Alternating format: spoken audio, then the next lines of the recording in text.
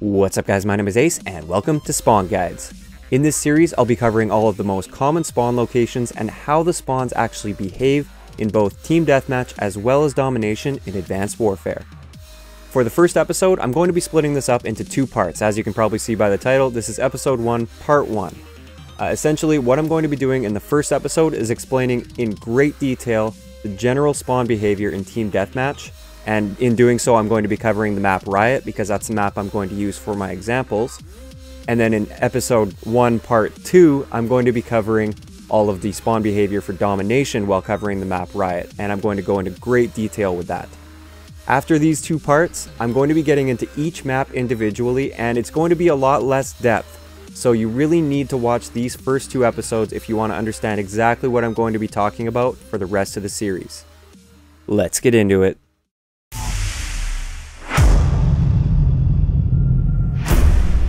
Alright guys, so spawns in Team Deathmatch. I'm sure a lot of you guys that have been around this series for a long time have probably noticed, but the spawns behave quite differently in Advanced Warfare when you compare it to previous Call of Duty titles. In Ghosts, for instance, in Team Deathmatch, it was very common that you would have enemies that are spawning basically right around the corner from you, as long as you didn't have a line of sight on that spawn. So once you got really good at predicting spawns, you could actually wait just around the corner from a really common spawn point. An enemy would spawn there, and then you could shoot him in the back within seconds of him spawning. As long as you didn't have a line of sight on that spawn, they would still spawn there. Well, in Advanced Warfare, it appears things have changed quite a bit with this. Based on my analysis of the spawns in Team Deathmatch and Advanced Warfare, it seems that they've added a proximity-based system.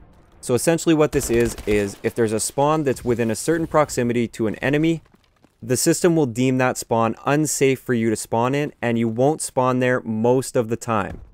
Now I really want to get into this at the beginning here. I say most of the time. This is what we're concerned with this series. We're concerned with the spawns that are happening 95% of the time. We're not concerned about those spawns that happen 5% of the time that are relatively rare. I'm talking the spawns where you spawn like right on top of an enemy, or you spawn into an enemy's line of sight, or something like that. I do acknowledge that those happen, but these are exceptions to the norm.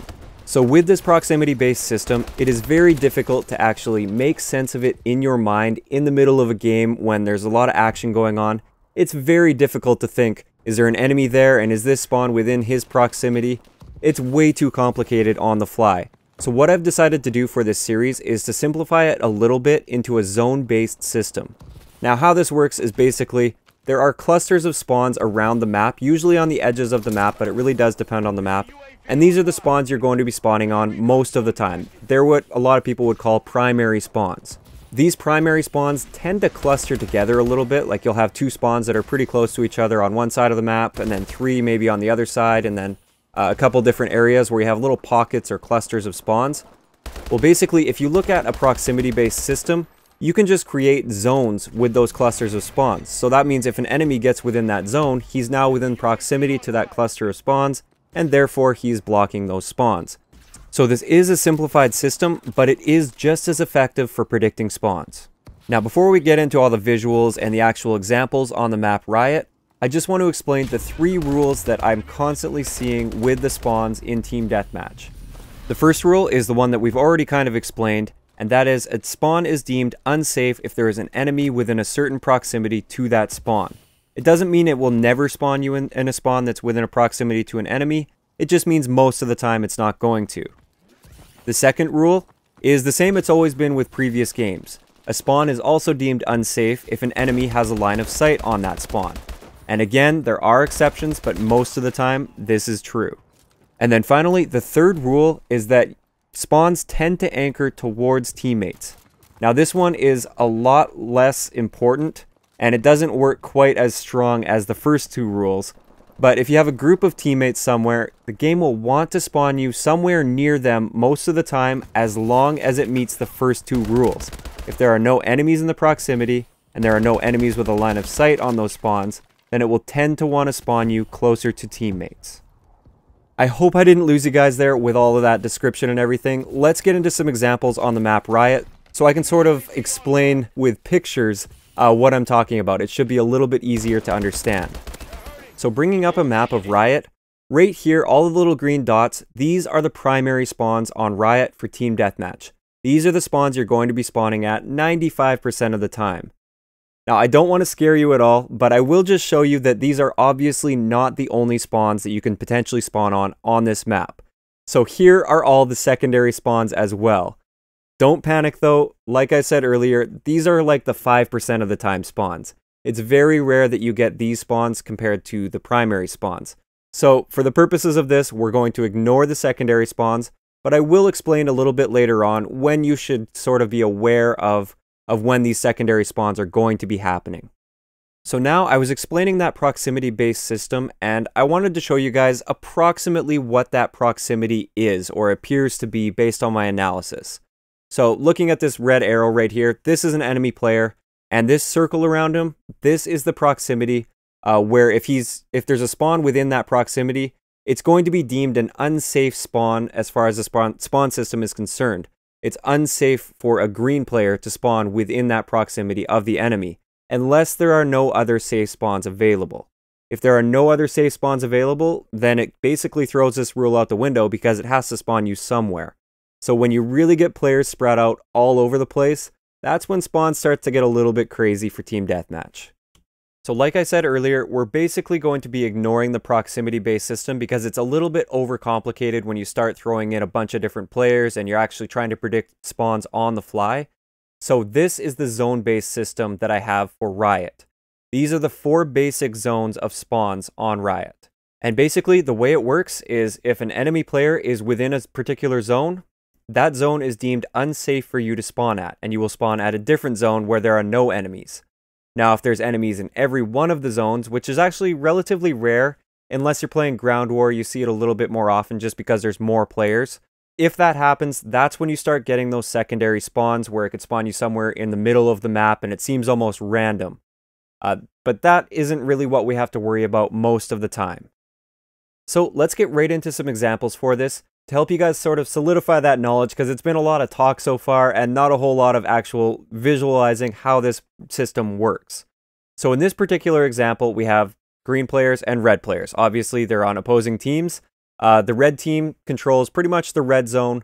They have full control over that. The green team has full control over the green zone, and both the purple and yellow zone are kind of contested. There's players from both teams in both of those zones. So in this particular situation, where would you expect the green team to be spawning?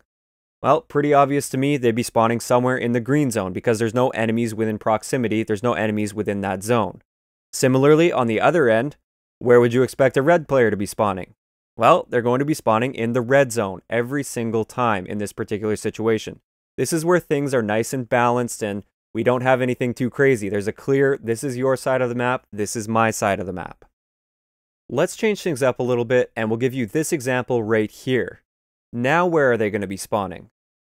Well, the green zone is still a safe zone, but now there's no green players, there's no red players in there. That's essentially like a neutral zone. Anybody could really spawn there. The purple and yellow zones are both contested. And now you'll see there's a green player that is pushed right into the red zone. He's standing on top of that roof, which is very common as people push towards spawns. They'll push up to that rooftop. And now he's blocking spawns with both proximity as well as a line of sight. So essentially that one green player is blocking that entire red zone for the spawns. What's going to happen right here? This is where you see a spawn flip. The red players are going to start spawning in the green zone in this particular situation. And then things might get a little bit crazy as a green player dies, because now the red team is going to control that green zone and there's still players basically everywhere. So this is likely immediately after this, you're going to see some of those secondary spawns. But then things tend to settle down. That's how things behave with the spawns. So right here is actually a very common occurrence. You'll see one team, they start pushing up towards the middle of the map, and maybe one player just pushes in and the spawns flip. And then everybody wonders why they're being shot in the back by enemies. It's because the spawns in this game are very flippy due to this proximity-based system. So you always have to be on your toes with this. In Ghosts, a single player could push into the enemy spawn and he could sort of wreak havoc in that spawn for a little while before the spawns flipped. Not in this game. As soon as one player pushes in, spawns will flip. So let's bring up a third example on this map, and I just want to test you guys really quick to see if you're sort of following. where would you expect a green player to be spawning in this particular situation right now?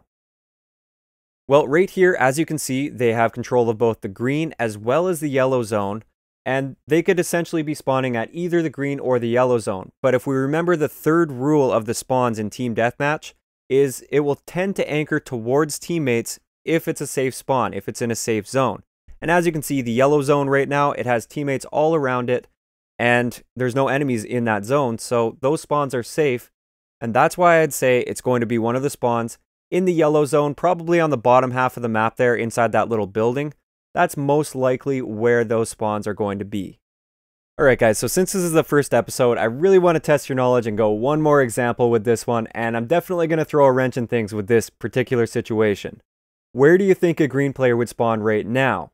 As you can see, we have red players in every single one of the zones, as well as green players, so there's basically players all over the place. Well, in this particular situation, this is where the secondary spawns come in, and let's bring up the secondary spawn map.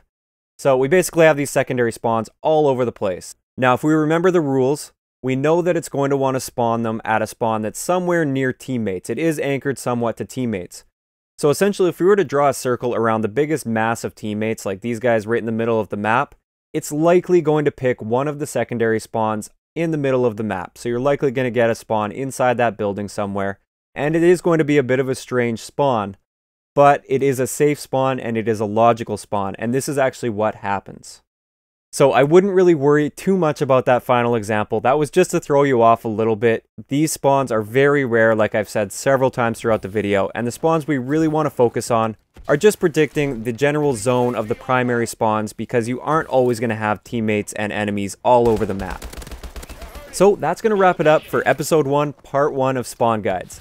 Let me know in the comment section below if you have any questions about anything that I've gone over in this video. I know it might sound confusing. I'm kind of hoping I don't sound too much like a crazy person in this video, but I did spend several hours analyzing the spawns for Team Deathmatch, and everything I share in this video works. So if you enjoyed the video, a like rating is always appreciated, and don't forget to subscribe for more spawn guides like this one in the future. I'll talk to you guys next time.